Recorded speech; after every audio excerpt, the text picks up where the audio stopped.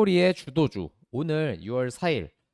시장이 그렇게 좋지는 않은데 어제 그 엄청난 뉴스가 하나 터졌죠. 이거 저는 이런 게 있는지도 몰랐어요. 거의 보통 이런 정도의 뉴스는 뭐 찌라시나 그냥 어느 정도 뭐 기사, 뭐 단독 기사로 보도가 되는데 거의 대통령이 그냥 찌라시를 던져 버렸습니다. 이거 뭐죠? 바로 우리나라에서 그 산유국이 될 수 있다라는 희망이 갑작스럽게 나온 건데, 그래서 오늘 가져온 종목은 뭐냐면 바로 동양철관입니다. 이 동양철관을 설명드리기에 앞서서 왜 이 동양철관을 주목을 해야 되는지 같이 보도록 할게요. 그러면 먼저 기사 한번 보도록 하겠습니다. 자, 윤석열 대통령 포항 영일만 앞바다에 막대한 양의 석유, 가스가 매장 가능성, 그러니까 있을 수가 있다라고 어제 국정 브리핑에서 발표를 한 거예요. 윤석열 대통령은 포항 영일만 앞바다에 막대한 양의 석유와 가스가 매장되어 있는 가능성이 높다는 뭐가 물리 탐사 결과가 나왔다라고 이야기를 했습니다. 그냥 머리에서 나오는 말이 아니라 물리 탐사 결과, 그러니까 근거가 있다는 거예요.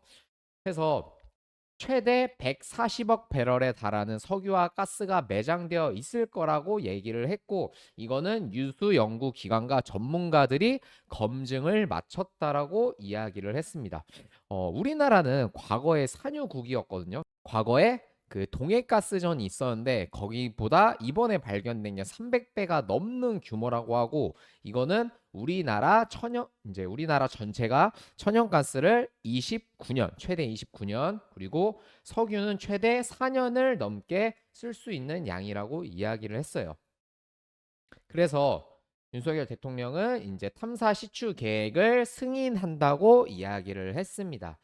이게 뭐 어떻게 받아들이실지 모르겠지만 사실 이게 굉장히 큰 테마거든요. 큰 테마고 큰 이슈입니다. 우리나라가 갑자기 산유국이 된다는 거잖아요. 근데 이게 당장은 뭐 바로 시추를 하는 게 아니라, 여기 보시면 개발 계획과 관련해서 27년이나 28년쯤에 공사를 시작해 2035년 정도가 돼야지 상업적 개발을 할 수 있다고 합니다.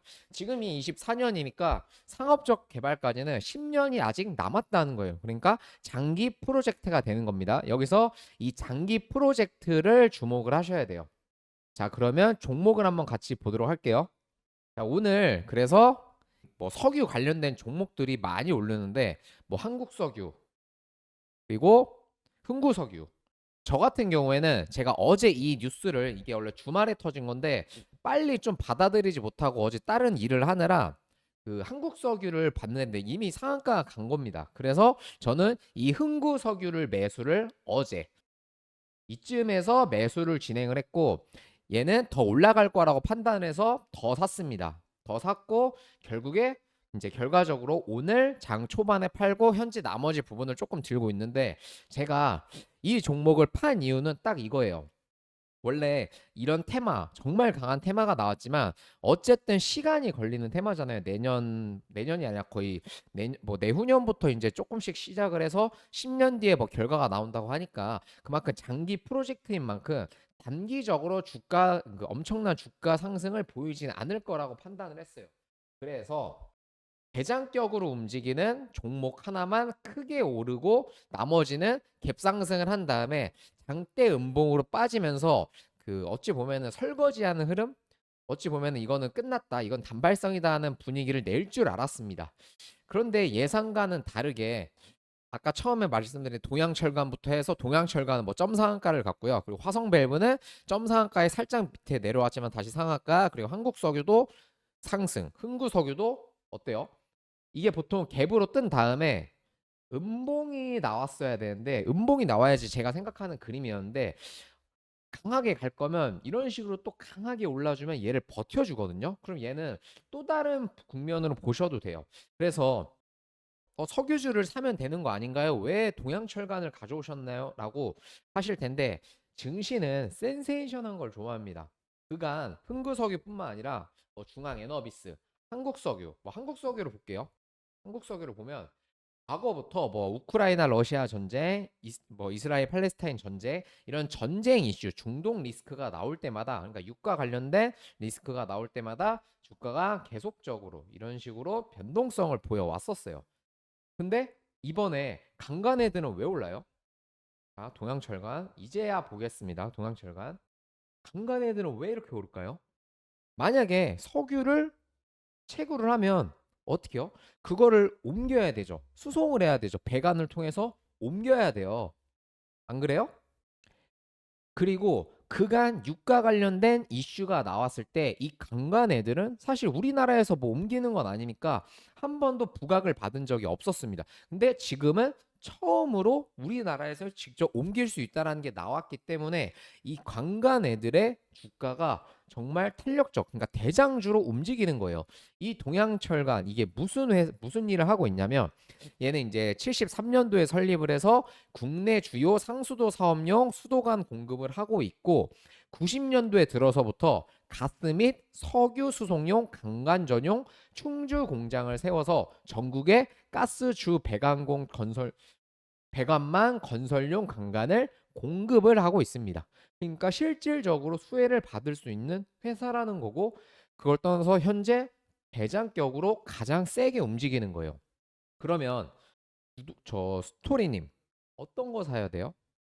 뭐 동양철관을 가져왔으니까 동양철관은 사라는 거겠죠. 근데 점상이잖아요. 그럼 점상이면 못 살 건데 그러면 그냥 후발주 사면 되는 거 아니에요? 아닙니다.